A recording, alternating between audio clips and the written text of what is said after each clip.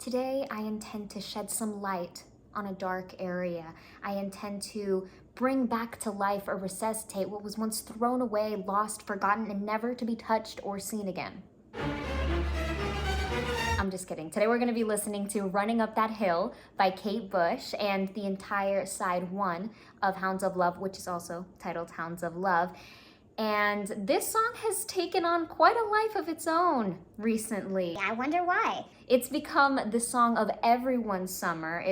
You haven't been able to escape it. And clicking onto my channel, this is just another place where we get to enjoy it some more. According to an interview that I saw the other night of Jimmy Fallon, he claimed that Stranger Things season 4 broke all sorts of Netflix hit numbers. It blasted through the charts, and I can't help but think that maybe this song was responsible because Kate Bush's voice felt like it took on a character, like it was a principal character in this season. So I think we're gonna have a nice listen, a little reaction, and really try to figure out and understand how Kate Bush makes us feel the way we do. The game plan is to listen to each song all the way through and then go back and break it down before moving on to the next. And our first song of the night is actually gonna be Running Up That Hill.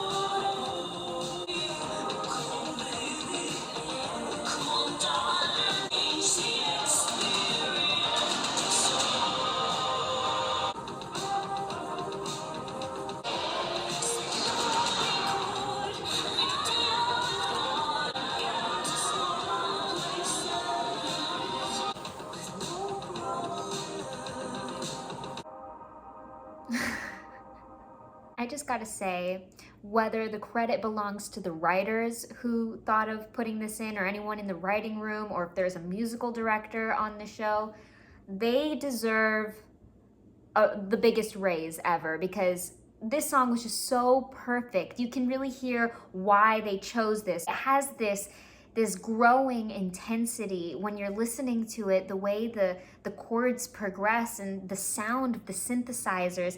It just, first of all, it very much exists and lives in that world that Stranger Things has already created for us, from that really cool synthetic intro that they have, that pretty iconic. And I feel like this fits in there like a glove. It's so beautiful, but it builds on that because we can feel our heartbeats starting to race. It almost feels like we're being equipped for battle, and it feels like it gives us the energy and strength we need to feel like we can win the battle, not only face our demons, but defeat them. And I think that this song does that perfectly. But another reason why I feel like it was so good, I don't want to get emotional. So even though this song is played throughout the season, this song is primarily attached to the character Max, played by Sadie Sink. It was just so lovely. I love her so much. I was binging all of her interviews. This was like her song. This was like her theme. And she's coming off of season 3 where she had just lost her brother. And if you look at the lyrics, you know what she's saying? Make a deal with God. I'd run up that hill to change places. It's like, you would go to the ends of the earth to save someone that you love. You want to switch places because you'd want them to still be around. And I can't say that I haven't felt that way since I've lost my father a few months ago. So this song kind of, the very first time I heard it, which sadly to say it was because of Stranger Things, it really was. I'm jumping on the bandwagon here. But it really hit me in a very, very deep, real, and personal way, because I feel like Kate Bush Her voice, first of all, is so beautiful. She has such an angelic tone, but not only that, she has a really talented delivery where she knows how to just let her foot up off of the gas pedal so she's not like ramming as intensely. We are known that a significant transition just happened. She doesn't just pause out of nowhere. It feels very intentional. It feels very real. It feels like pause for dramatic effect. You know, she knows how to play with her levels and mess with us. Now we're gonna listen back to the song again and see if we can dissect it. So even just looking a few seconds into the song at this intro, the first note, it starts off very, very soft. It's like at a piano, and then it crescendos rapidly and it starts opening up the world of the song. And the way that it lures us, it feels kind of ominous and eerie, but you can tell something drastic is about to happen. Then we have the percussion kicking in, giving us a little bit of life.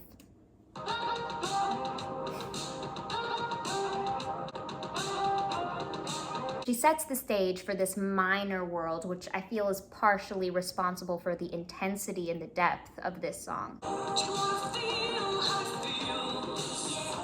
I love her use of vibrato right there on feels.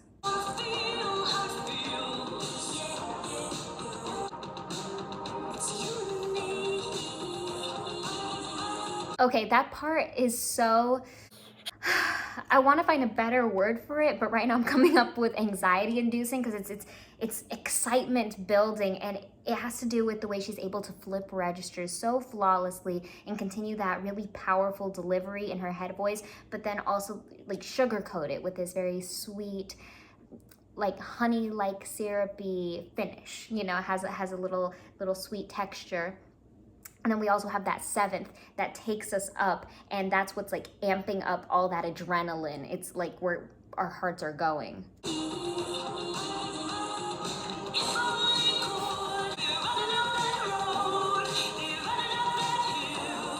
feel like this song was designed to target those people that aren't really into, you know, the synthesizers, electronic or computer-driven music, and just completely change your heart and get you to fall in love with it.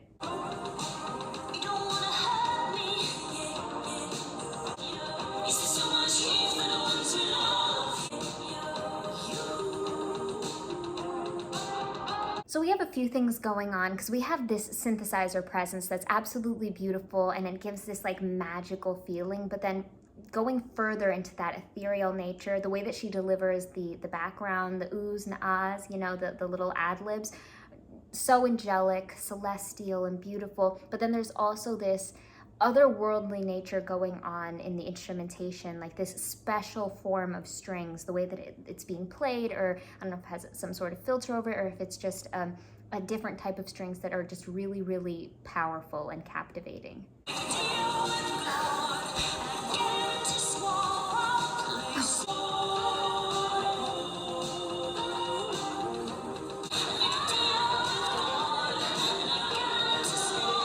So I feel like all the chaos that goes on back there in the backing vocals adds to the intensity because it's adding to the growth of the sound. Like it's bigger, it's muddier, it's more chaotic.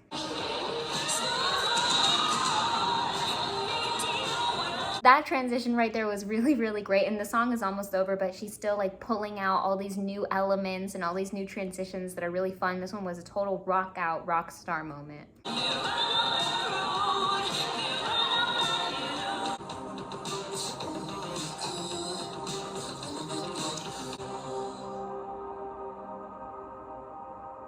And I love how at the end, she incorporates that vague, ominous feeling that was brought forth at the beginning that led into the song. The intro and the outro kind of matched each other, like that full circle, that cycle feeling that we've seen before with Pink Floyd. And I guess if we looked harder for Pink Floyd-isms throughout Running Up the Hill, we could find a ton, now that I'm thinking about it. But that was one that really stood out the most to me. At number 2, we've got the song that actually shares the title with the album, Hounds of Love.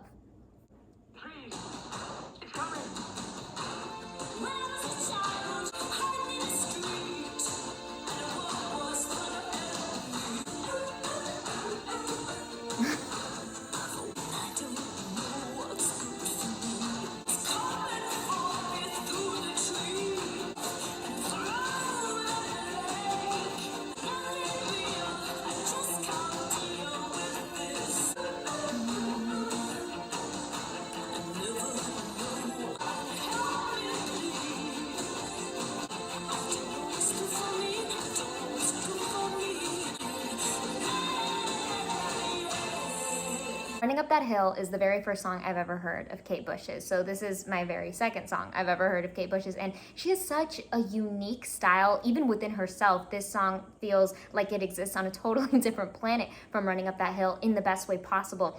I love her range and everything she's able to do vocally, and not just with the notes and, you know, just the range of what she's capable of doing, but the range of delivery of how she's able to place different textures over her tone, that growl that she did, that beautiful vibrato that rings out from her, and the way she switches registers flawlessly, and the way that she lives in each one truly and fully, and she's able to have a full projected sound whenever she needs it to ring through. I think that she's so talented and remarkable. This one was a lot of fun. It still had a little bit of an electronic feel. I noticed there was a heavy emphasis on the drums in this song, and I felt like that gave it this little like acoustic feel, even though it's very electronic, so it's like a merging of the two worlds that I think is done very beautifully.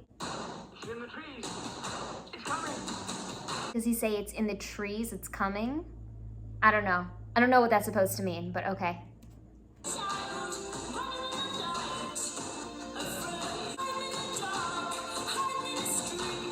And even looking at the vocal melody that she takes on here, it's very interesting, and I love the patterns that she's using.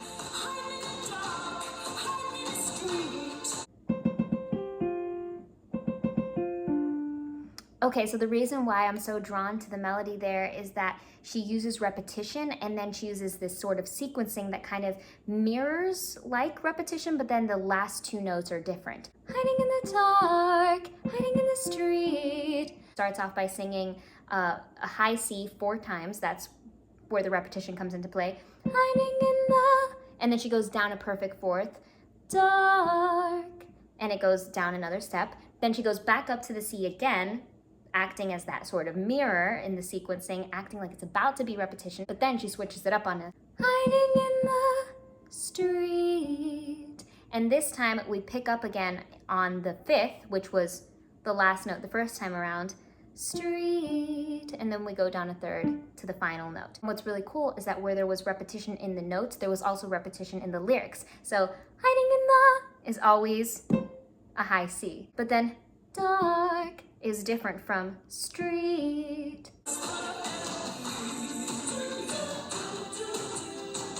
The backgrounds are so cool. I love how they form this sort of motif that recurs throughout the piece. In this chorusy area, we have these build-ups that happen between the vocal melodies, and we have these incorporation of sus chords that kind of give it that biting, gripping edge. That's the little growl that she gives us right there that I love.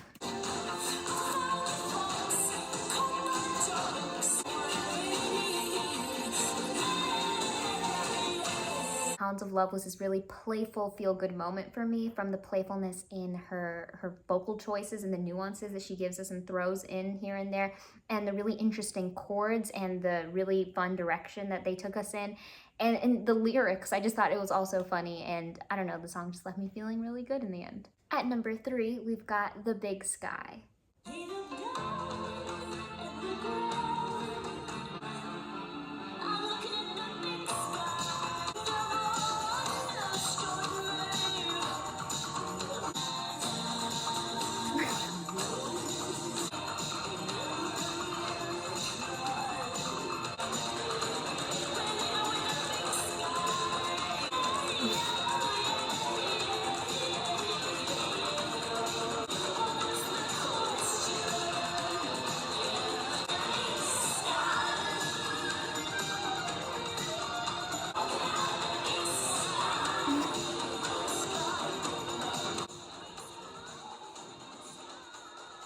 Well, she definitely brought the entire party with this song. I mean, even the fact that this song keeps on going on forever and ever, feels like it never really ends. We just crescendoed to a point where it's mute, but it just kept repeating and going on. Such a beautiful, light, lively feeling that goes on through the whole thing. There's a total emphasis on the major key. That intro was really, really special. I felt like it definitely intrigued me and hooked me in a way that left me unprepared for the meat and the core of the rest of this song. The essence was just so much fun. It was a party. I love the incorporation of the piano already. It kind of gives us this feeling like we know it's gonna be fun and sunshine, but right now it's just this like this slow, low hum of excitement, like it's excitement building. And for some reason, it kind of reminds me a little bit of Downtown.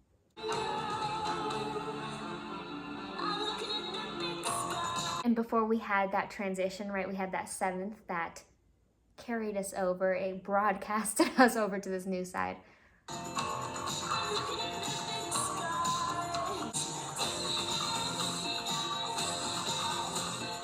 I love the diddly das in the background. And there's a lot of internal repetition with the chords and the sequencing and the melody to kind of give it that catchy feeling, like that easy to follow along with. At this point, the chords are really easy, everything's mellow.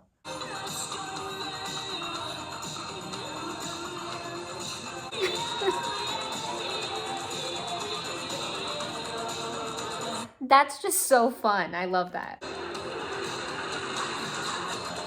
And I feel like she kind of plays a trick on us there. Like she makes it seem like we're about to have this dramatic, serious moment. We're about to have this bridge. And that just lasts for about 2 seconds. And then it's back to the scheduled programming of this light, happy party time.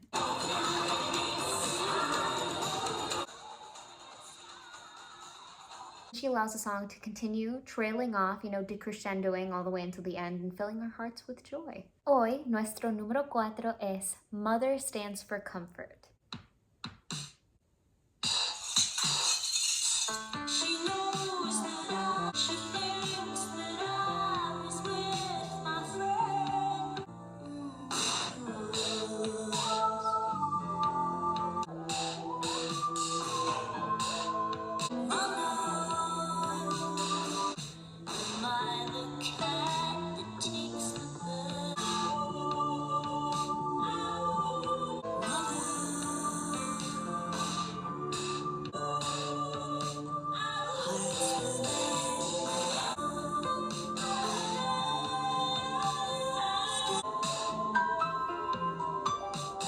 Wow.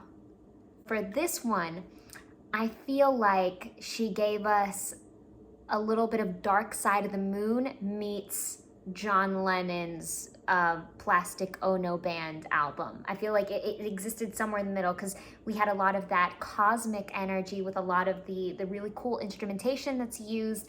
We had the kind of electronic elements that sounded like whistles. It was really, really cool and interesting, intriguing.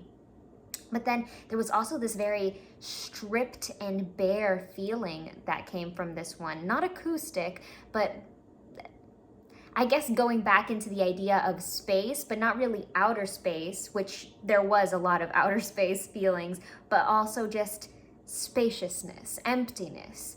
And I thought that was really, really cool how she collided two different worlds while at the same time completely contrasting everything she just did in the song previously. So the song before this, The Big Sky, had this very big sound and a lot of instruments colliding at the same time together. And the percussion existed heavily, but in a different way. Here, the percussion kind of drove the song. I feel like it was actually even further important with this one, but it was like this standalone thing where it felt like in The Big Sky all of the instruments worked cohesively to make that party parade sound. Here each instrument had its own agenda and there was a lot of play and rhythm. It was almost robotic.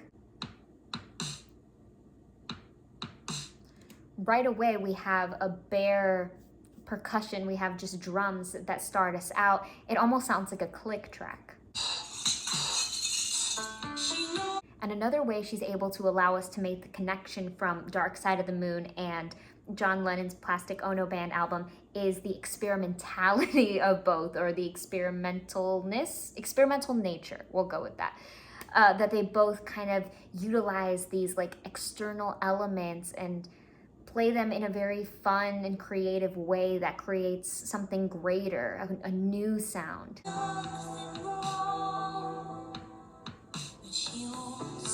And even though down in the instrumentation and the percussion, there's a very staccato and detached nature, when she sings, it's beautiful and legato, and so is the piano. So she keeps on dealing with duality and like putting these two opposing forces together with this song.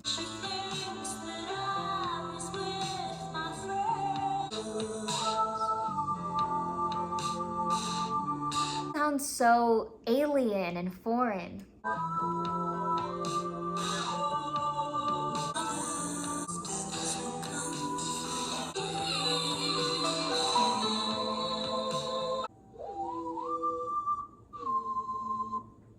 Something so beautiful about this one. It kind of has this sort of melancholy feeling, so it kind of leaves me feeling bittersweet, but it is beautiful and mesmerizing for sure. Kate Bush brings home side one with Cloud Busting.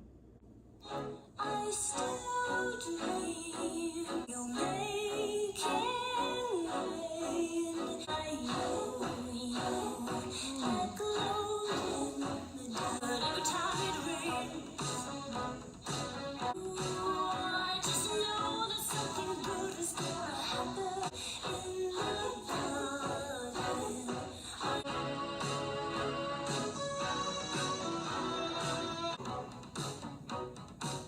It's you and me, daddy.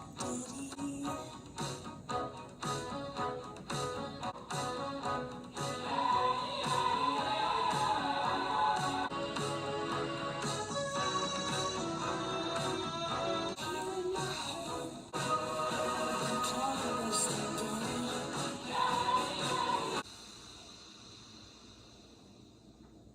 What a way to end things. I feel like with Cloud Busting, we got the closest to Running Up That Hill. I feel like those two matched up very well, and I thought that was very strategic, placing that Running Up the Hill first and placing Cloud Busting at the very end. I was feeling like it kind of gave me those feelings of Running Up That Hill, and then lyrically, she pulled in that line that it's you and me quite a few times, so I feel like that was definitely a play on herself recalling, or like this callback to the lyrics before. And this one was just so beautiful and elegant, this tug of war between staccato and legato, like going back and forth between the two, and then when they merge, it's like all worlds collide and they work together so beautifully in tandem. The string arrangement was just out of this world right away, the way that they were played percussively. It kind of struck this chord in me. It was so beautiful. And yeah, all the chords were really, there was this really interesting movement and progression that was really fun. And it felt cloudy. It felt like heavenly, but not gray clouds. It felt like beautiful, light, soft, cushy clouds. I'm so glad we took this moment to enjoy Hounds of Love together. You know what? I gotta say, Kate Bush, you've got a new biggest fan right here. I really love your work, and I can't wait to listen to Ninth Wave. Now, some thanks are very much in order. So here's to our amazing, outstanding, unmatched, ultimate super thanks superheroes. You guys are really superhuman, and you're my heroes because you're saving my life. Thank you to Kevin Megahan, Jcarter Classic, Paul Edwards, and thank you, Richard Olsen. Warm hugs and lots of love for all our amazing super thanks heroes. T Mountain 1, Rob K, Bob Charles, Swedish Jeff 2022, Dano41, Jerry Manas, Peter Buwen, and StephaneSmarties. Thank you so much for being you. You are so valuable and important and beautiful, and you mean the world to me. So you gotta take care of yourself and take it easy.